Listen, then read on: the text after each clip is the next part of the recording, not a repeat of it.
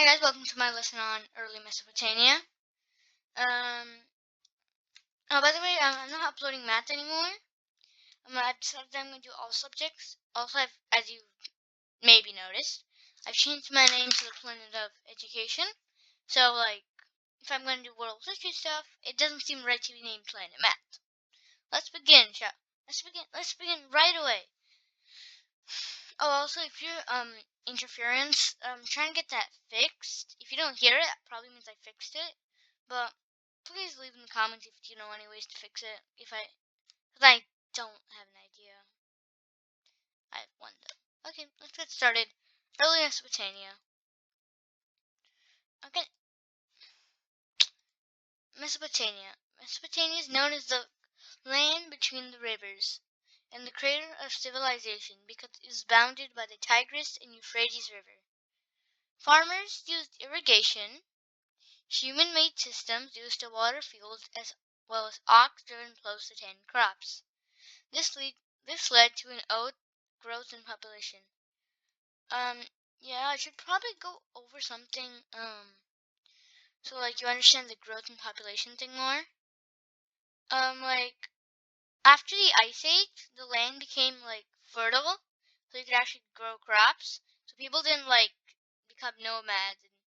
And, nomads mean people who move from place to place. Since they weren't moving around so much, people didn't die that often. So this is a pretty high, growth in population, and it's also the cradle of civilization, and bounded by the Tigris and Euphrates rivers. Well, as you can see in this map here, that's exactly what it says. The first civilization known as Sumer arose in southern Mesopotamia. The Sumerian city-states became separate city-states and had their own governments. These city-states would often go to war with each other. Okay. I'll be right back.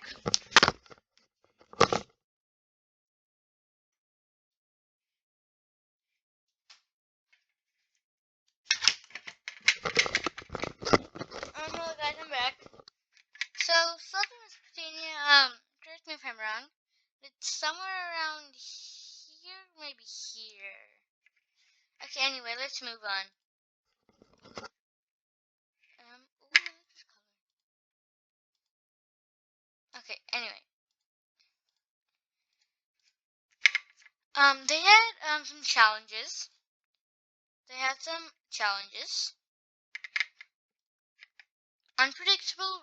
Environmental challenges. Unpredictable rain and flooding.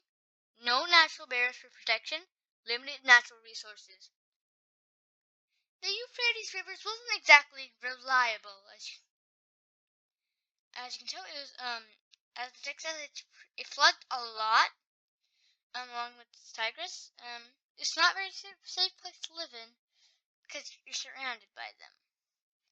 There wasn't many natural barriers. You could just cross the river. Your enemy army could just cross the river with boats, tons of boats. Well, big deal. I don't think they're that wide either.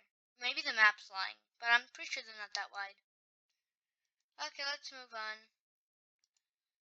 Let me just erase everything so it doesn't pop on the next slide, and let's move on. Sumerian culture.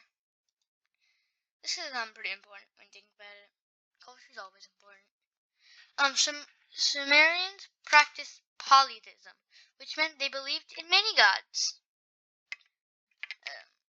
Embarrassing. Okay, polytheism. That means they believed in tons of gods. Each city-state built a grand temple called a ziggurat, which means mountain of God, or the hill of heaven. Artisans. Skilled workers who made metal products, clothes, or pottery.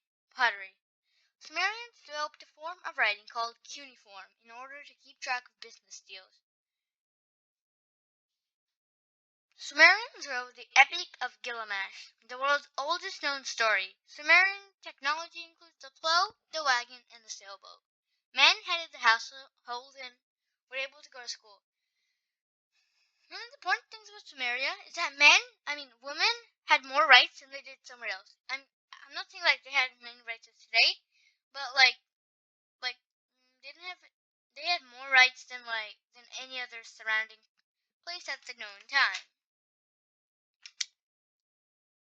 And also, Sumeria is the first civilization, but that's because it's the only civilization we found pottery shards from back then, remains.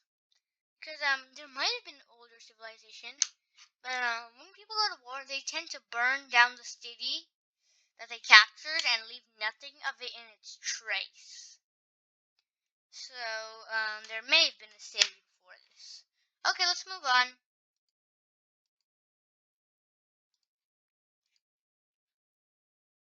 Oh, this isn't important. Sumerian life. Social classes. Kings and priests, wealthy merchants, farmers, artisans, or ordinary people, slaves from conquest or debit. Women could work as merchants, farmers, artisans, or priestesses.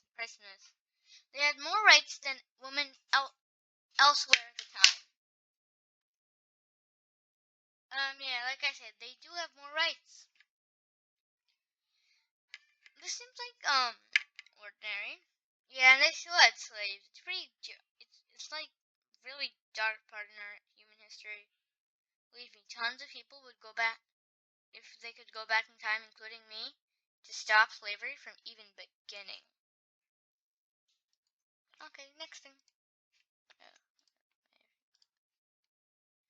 Sumerian science and tech. Believe it or not, they were actually pretty important, and we still use some of their things today. Arithmetic and geometry. The 60-second minute and the 360-degree circle. That's real. That's important. We use that stuff almost every day. Definitely the minute. Architecture. Arches, columns, ramps, and diagonals. Yeah, they had good architecture. Cuneiform. The oldest tablet is from 2300 BCE. Writing used to record trade, astronomy, chemistry, and medicine. Wow, cuneiform is a pretty old language. It dates back to that time. Okay, let's move on.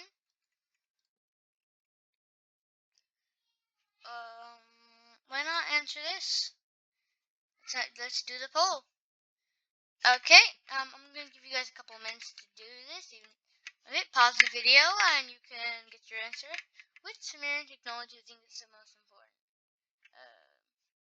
Well, I think it's all of them. They're all important. Oh, that was just it wasn't actually a question, I guess. Okay, that's the end of this lesson. Next time we'll be focusing on the first empires. Believe it, these empires are pretty important. So, see you next time. Bye.